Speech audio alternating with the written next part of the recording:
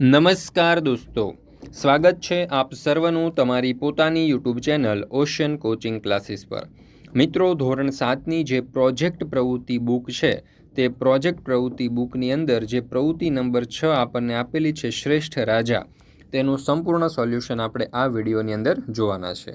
મિત્રો, આપણી આ ચેનલ ઉપર ધોરણ 7ની પ્રોજેક્ટ પ્રવૃત્તિ બુકની બધી જ પ્રવૃત્તિઓના બધા જ પ્રોજેક્ટના સંપૂર્ણ સોલ્યુશનના વિડીયો અને પીડીએફ બંને મુકાઈ ચૂક્યા છે।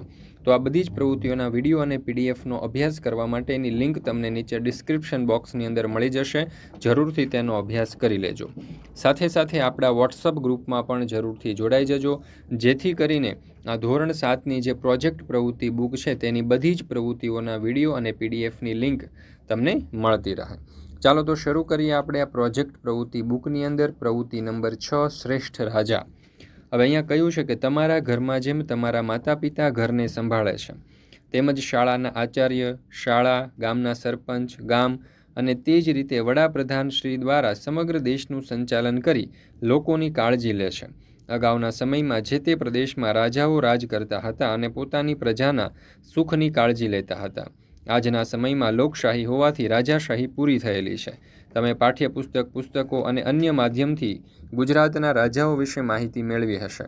તમને શ્રેષ્ઠ લાગતા ગુજરાત રાજ્યના કોઈ એક રાજા વિશે માહિતી મેળવવાની છે। તમે પસંદ કરેલ રાજા કયા વિસ્તારમાં રાજ કરતા હતા? તેમણે લોકોના હિત માટે કયા કયા કાર્યો કર્યા હતા? તેમણે કોઈની સામે યુદ્ધ કરેલું હતું? જો હા, તો શા માટે? અને તે યુદ્ધમાં શું શું થયું? તેની વિગતે વાત લખવાની છે। અહીં યાદ રાખશો કે તમારા પાઠ્યપુસ્તકમાં જે રાજાની માહિતી આપેલી હોય તે રાજા તમારે પસંદ કરવાના નથી, પરંતુ અન્ય રાજાઓની માહિતી મેળવી અને તેની વિગત આપવાની છે। ચાલો તો પસંદ કરેલા રાજાનું નામ તો આપણે અહીંયા લખેલું છે કૃષ્ણકુમારસિંહ ગોહિલ। રાજાનો વિસ્તાર તો ભાવનગર રાજ્યના તેઓ રાજા હતા। રાજાએ કરેલા લોકહિતના કાર્યો વિશે લખો। તો જોઈએ આપણે રાજાએ કરેલા લોકહિતના કાર્યો। જુઓ, મહારાજા કૃષ્ણકુમારસિંહજી ગોહિલ ભાવનગરના 9મા મહારાજા હતા। તેમનો જન્મ 19 મે 1912ના રોજ થયો હતો અને તેમનું મૃત્યુ 2 એપ્રિલ 1965ના રોજ થયું હતું। તેઓ 1931માં ગાદીએ બેઠા હતા। તેમના શાસનકાળ દરમિયાન તેમણે ઘણા સુધારાઓ કર્યા હતા, જે નીચે મુજબ છે। તો જોઈએ આપણે એમના સુધારા। રાજ્યમાં વેરા વસૂલાતની પદ્ધતિમાં સુધારો, ગ્રામ પંચાયતોની સ્થાપના, ભાવનગર રાજ્યમાં ધારાસભાની રચના, મહિલા શિક્ષણ અને સમાજ સુધારાને પ્રોત્સાહન, કલા, સંસ્કૃતિ અને સાહિત્યનો પ્રચાર, ઔદ્યોગિકીકરણ અને આર્થિક વિકાસને પ્રોત્સાહન। ત્યાર પછી આગળ જોઈએ તો કોઈ યુદ્ધ કર્યું હોય તો તેની વિગતો।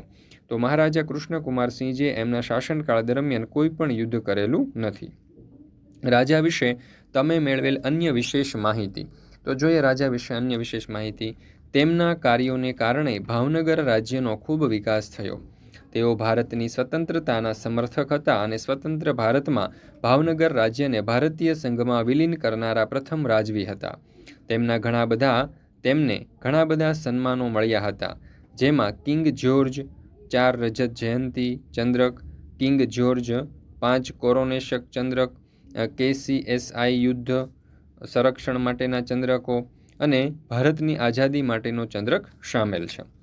આ ઉપરાંત રાજાનો ફોટો અથવા તો ચિત્ર, તો અહીંયા તમે જોઈ શકો છો કે મહારાજા કૃષ્ણકુમારસિંહજી ભાવનગરના જે રાજવી હતા તેમનો ફોટો અહીંયા તમને દર્શાવવામાં આવેલો છે। તો મિત્રો, આ જે પ્રવૃત્તિ છે તે આપણે અહીંયા પૂર્ણ કરીએ છીએ। ફરી મળીશું આપણે એક નવી પ્રવૃત્તિના સંપૂર્ણ સોલ્યુશન સાથે।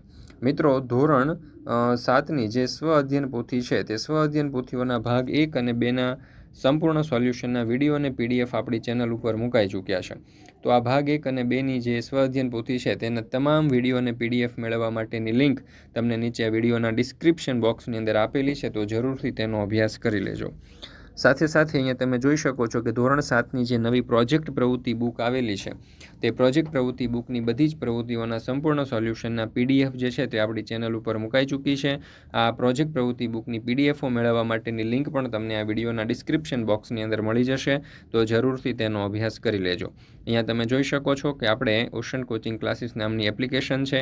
આ એપ્લિકેશન ઉપરથી પણ તમે સોલ્યુશનની પીડીએફ મેળવી શકો છો, અથવા તો અહીંયા નંબર આપેલો છે 9904935028। આ નંબર ઉપર સંપર્ક કરી કોન્ટેક્ટ કરીને પણ તમે આ સોલ્યુશનની પીડીએફ મેળવી શકો છો। તો દરેક વિદ્યાર્થીઓએ અવશ્ય આ જે સોલ્યુશન છે તેની પીડીએફ મેળવી લેવી। આ વિડીયો તમને પસંદ આવ્યો હોય તો લાઇક કરવાનું, તમારા મિત્રો સાથે શેર કરવાનું અને સરસ મજાની કોમેન્ટ આપવાનું ભૂલશો નહીં. ફરી મળીશું આપણે પ્રવૃત્તિ નંબર 7ના સંપૂર્ણ સોલ્યુશન સાથે.